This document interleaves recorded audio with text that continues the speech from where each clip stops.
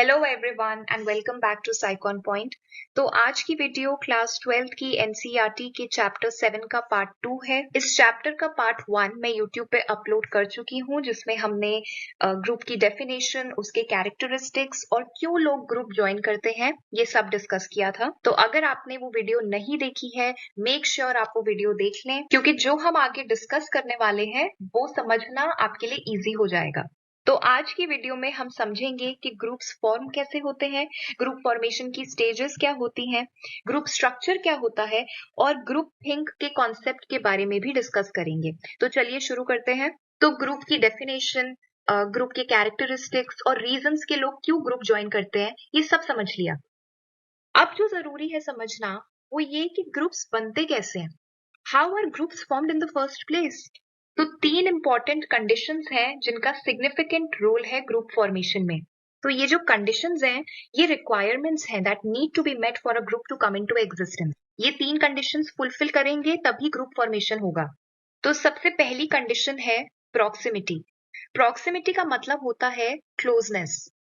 जब हम लोगों के साथ टाइम स्पेंड करते हैं ऑन अ रेगुलर बेसिस, तो हम उनके साथ इंटरैक्ट करते हैं, हमारा कम्युनिकेशन होता है, तो हम उन्हें जानने लगते हैं।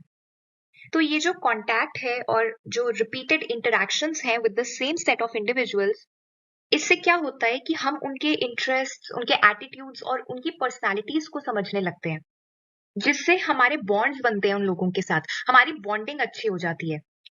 तो ये जो क्लोजनेस है, यही फाउंडेशन है for building relationships and forming groups. एक एग्जाम्पल से समझते हैं। सपोज आपकी क्लास में एक ग्रुप है स्टूडेंट्स का और आप सभी साथ में बैठते हैं और डेली मिलते हैं, इंटरैक्ट करते हैं, तो इससे आप एक दूसरे को और अच्छे से जान पाते हैं। तो इससे क्या होता है, ओवर टाइम आपकी फ्रेंडशिप्स और आपके बॉन्ड्स बनने शुरू हो जाते हैं और आप एक ग्रुप बना लेते हैं।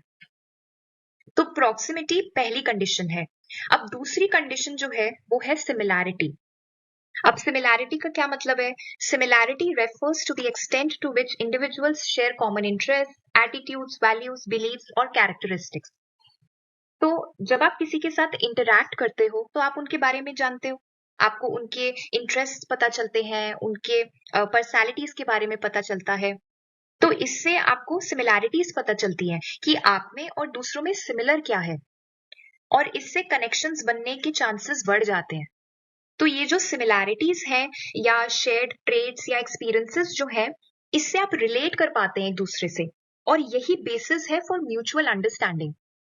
सपोज कि आपका एक ग्रुप है जिसमें सभी को डांस करना पसंद है, तो ये जो शेयर्ड इंटरेस्ट है, इसकी वजह से आपके बॉन्ड्स बनते हैं। तो आपको एक sense of liking and belongingness feel होती है, जिससे कि आप एक डांस का ग्रुप बना लेते हैं। तो ऐसे जो है वो ग्रुप फॉर्मेशन होती है। तो सेकंड कंडीशन है सिमिलैरिटी। अब थर्ड कंडीशन है कॉमन मोटिव्स एंड गोल्स। अब ग्रुप फॉर्मेशन के लिए जो सबसे इंपॉर्टेंट कंडीशन है वो है शेयर्ड गोल्स या ऑब्जेक्टिव्स। तो जब लोगों के कॉमन मोटिव्स होते हैं तो they are more likely to come together to work towards achieving those goals.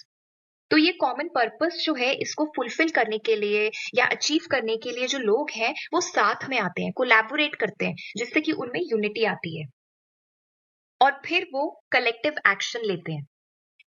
Suppose कि आपका एक ग्रुप है जिसमें सब पैशनेट है अबाउट कम्युनिटी सर्विस, तो आपका ये एक कॉमन गोल है, एक कॉमन मोटिव है आपका of giving back to your community.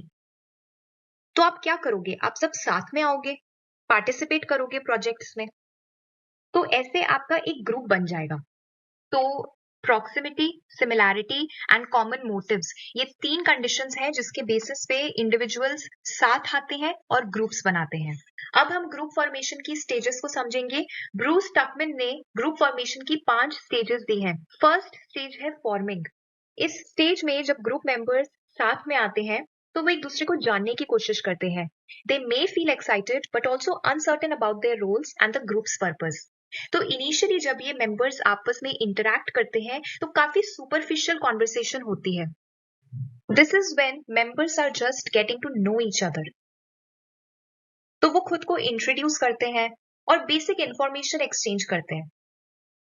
तो मेंबर्स की जो इंटरैक्शन होती है वो पोलाइट और पॉजिटिव होती है। अब मेंबर्स एक्साइटेड तो होते हैं एक दूसरे को जानने के लिए, पर उन्हें एंजाइटी भी होती है क्योंकि वो अवेयर नहीं होते कि ग्रुप का पर्पस क्या है। तो बिगिनिंग में कंफ्यूजन हाई होती है और लेवल ऑफ कॉन्फिडेंस लो होता है। सपोज कि आपके स्कूल में एक नया डांस ग्रुप बना है और आप उस ग्रुप का पार्ट हो। तो जब मेंबर्स फर्स्ट टाइम मिलेंगे, जब आप दूसरे लोगों से फर्स्ट टाइम मिलोगे, तो आप पहले खुद को इंट्रोड्यूस करोगे, दूसरे मेंबर्स भी अपना इंट्रोडक्शन देंगे, आप बेसिक इंफॉर्मेशन एक्सचेंज करोगे, जैसे अपने थॉट्स या एक्सपेक्टेशंस के बारे में डिस्कस करोगे। तो ये फॉर्मिंग स्टेज होती है। नेक्स्ट स्टेज है स्टॉर्मिंग। बहुत से ग्रुप्स इस स्टेज पे फेल हो जाते हैं, इसीलिए ये स्टेज जो है बहुत इंपॉर्टेंट है। अब जब मेंबर्स ने इंटरैक्ट करना शुरू कर दिया है, तो उनकी ट्रू पर्सनालिटीज दिखने लगती हैं। तो इस स्टेज में कॉन्फिडेंस आ जाता है और आपकी एक डिजायर होती है टू फिट इन। अब सभी मेंबर्स का अलग तरीका होता है काम करने का, तो इस वजह से कॉन्फ्लिक्ट्स और डिसएग्रीमेंट्स होने लगते हैं, क्योंकि लोग अपने ओपिनियंस एक्सप्रेस करते हैं और एक दूसरे के आइडियाज को चैलेंज करते हैं। तो इस स्टेज में काफी टेंशन और इंटेंस इमोशनल स्ट्रेस होता है। सपोज आपका एक प्रोजेक्ट ग्रुप है और सभी मेंबर्स जो हैं उनके डिफरेंट आइडियाज हो सकते हैं कि कैसे उस प्रोजेक्ट को अप्रोच करना है। तो इससे क्या होता है, इससे कॉन्फ्लिक्ट्स अराइज होते हैं और डिसएग्रीमेंट्स होते हैं और डिबेट होती है। थर्ड स्टेज है नॉर्मिंग। अब इवेंचुअली क्या होता है, tension and emotional stress will settle down. जो ग्रुप के मेंबर्स हैं वो तरीका निकाल लेते हैं साथ काम करने का, अपने डिफरेंसेस और अपने कॉन्फ्लिक्ट्स को रिजॉल्व कर लेते हैं। So they begin to accept each other's differences and work together. तो प्रोजेक्ट ग्रुप में जहां स्टूडेंट्स डिसएग्री कर रहे थे, इस स्टेज में वो अपने कॉन्फ्लिक्ट्स और डिफरेंसेस रिजॉल्व कर लेंगे और साथ में काम करेंगे। फोर्थ स्टेज है परफॉर्मिंग। इस स्टेज में the group achieves peak productivity, क्योंकि मेंबर्स साथ में काम कर रहे हैं अपने ऑब्जेक्टिव्स को अचीव करने के लिए। Roles are well defined, communication is efficient, and the group functions as a cohesive unit. तो members comfortable होते हैं अपनी पोजीशन में और मोटिवेटेड होते हैं गोल्स को अचीव करने के लिए।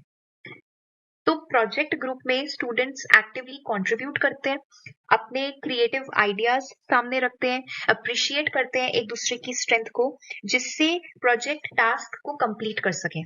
फिफ्थ स्टेज है एडजर्निंग। ये स्टेज तब आती है जब ग्रुप का जो टास्क है वो कंप्लीट हो जाता है। मेंबर्स में experience a sense of accomplishment but also sadness as they say goodbye to their groupmates. इस स्टेज में मेंबर्स अपने एक्सपीरियंसेस पे रिफ्लेक्ट करते हैं।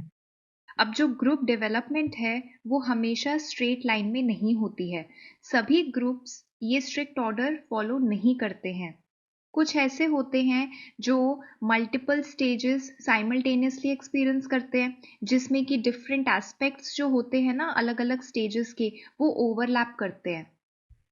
कुछ ग्रुप्स होते हैं जो बैक एंड फोर्थ करते हैं बिटवीन स्टेजेस, या फिर कुछ स्टेजेस जो हैं वो स्किप ही कर देते हैं।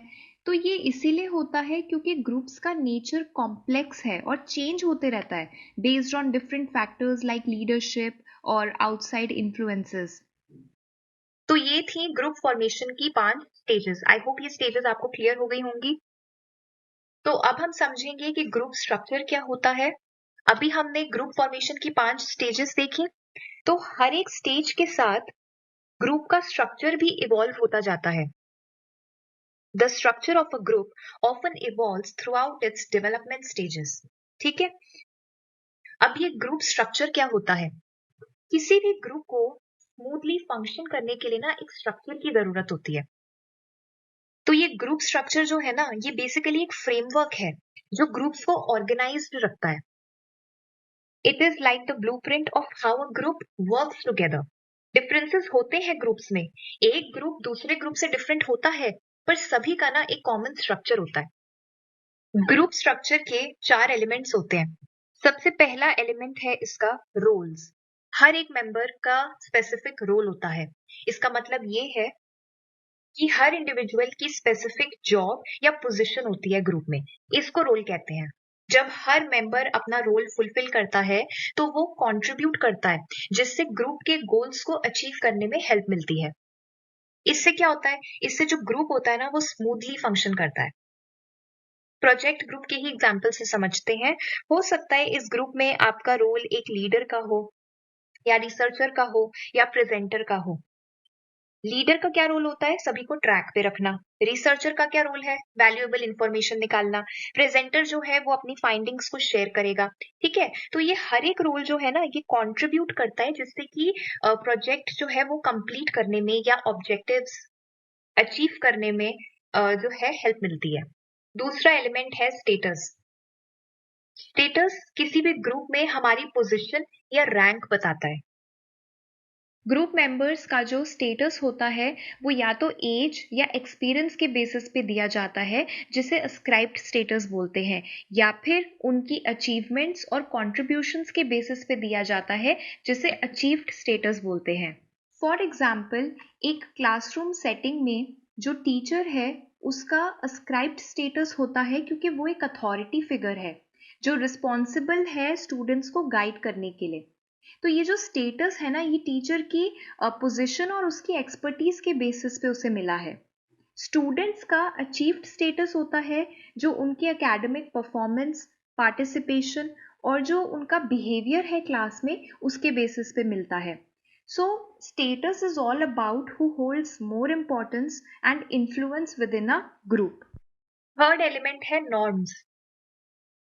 तो ये अनरिटन रूल्स या एक्सपेक्टेशंस हैं जो हमारे बिहेवियर को गाइड करते हैं। तो ये एक तरह से ऑर्डर मेंटेन करते हैं ग्रुप में। सपोज आप एक स्टडी ग्रुप का पार्ट हो जहां सबने ये डिसाइड किया है कि फोन ऑफ कर देंगे जब पढ़ाई करेंगे, तो दैट्स अ नॉर्म। ठीक है, it's an agreed upon standard of behaviour that helps the group function better. Fourth element है कोहेसिवनेस।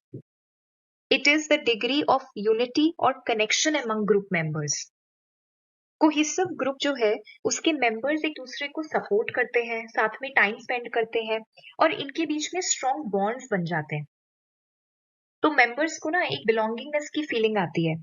सपोज आपका फ्रेंड्स का ग्रुप है और आप सपोर्ट करते हो एक दूसरे को टफ टाइम्स में, तो इससे क्या होता है, इससे एक बिलोंगिंगनेस की फील आती है। तो ये जो म्यूचुअल सपोर्ट है जो आप एक दूसरे को प्रोवाइड करते हो, इससे आपके बॉन्ड्स स्ट्रॉन्ग होते हैं। तो ये जो आपका फ्रेंड्स का ग्रुप है, it would be considered highly cohesive. So, cohesiveness is that feeling of togetherness and belongingness among members. However, too much cohesiveness can sometimes lead to groupthink. The term groupthink was initially recognized by social psychologist Irving Janis in the 1970s. Highly cohesive groups में members are closely connected, उनके strong bonds होते हैं, तो इनके ऊपर pressure होता है कि हार्मनी मेंटेन करनी है ग्रुप में। अब ये हार्मनी कैसे मेंटेन करते हैं? ये मेंबर्स बिलीव करते हैं that their decisions are always correct and that unanimous support for these decisions is necessary. Under this pressure ये लोग कोई भी इंफॉर्मेशन जो ग्रुप डिसीजन को कॉन्ट्रडिक्ट करती है ना उसे रिजेक्ट कर देते हैं, leading to resistance against changing the decision. तो ये लोग डिसएग्रीमेंट से अनकंफर्टेबल होते हैं, तो ये जो ऑल्टरनेटिव व्यू पॉइंट्स होते हैं ना उनको डिस्कस ही नहीं करते, उनको कंसिडर ही नहीं करते। तो ये जो थिंकिंग है ये इनके स्ट्रॉन्ग बॉन्ड्स की वजह से है और ये फील करते हैं कि इनको एक दूसरे को सपोर्ट करना है even if they are wrong. तो ग्रुप थिंक तब होता है जब ग्रुप के मेंबर्स हार्मनी मेंटेन करने के लिए सिली डिसीजंस या इरैशनल डिसीजंस लेते हैं। ये लोग अवॉइड करते हैं अपने ओपिनियंस रखना या ऑल्टरनेटिव व्यू पॉइंट्स कंसिडर करना। ये मेंबर्स ओवर कॉन्फिडेंट होते हैं क्योंकि इनको लगता है कि जो ग्रुप का डिसीजन है वो हमेशा सही होता है। The group feels too sure of themselves and ignores signs that something might go wrong. ये ग्रुप सिमिलर लोगों से बनता है जो डिफरेंट पर्सपेक्टिव्स को कंसिडर ही नहीं करना चाहते। ये ग्रुप्स आइसोलेशन में ऑपरेट करते हैं और इन्हें एक्सटर्नल सोर्सेस से कोई भी इनपुट नहीं चाहिए। अब कुछ ऐसे इवेंट्स हुए हैं हिस्ट्री में जहां पे ग्रुप थिंक की वजह से बैड डिसीजंस लिए गए हैं जिनके सीरियस कॉन्सिक्वेंसेस रहे हैं। ग्रुप थिंक को प्रिवेंट करने के 4 तरीके हैं। क्रिटिकल थिंकिंग और डिसएग्रीमेंट को एनकरेज करना, डाइवर्स ओपिनियंस को कंसिडर करना, एक्सटर्नल इवैल्यूएशन होना और ट्रस्टेड सोर्सेज से फीडबैक लेना।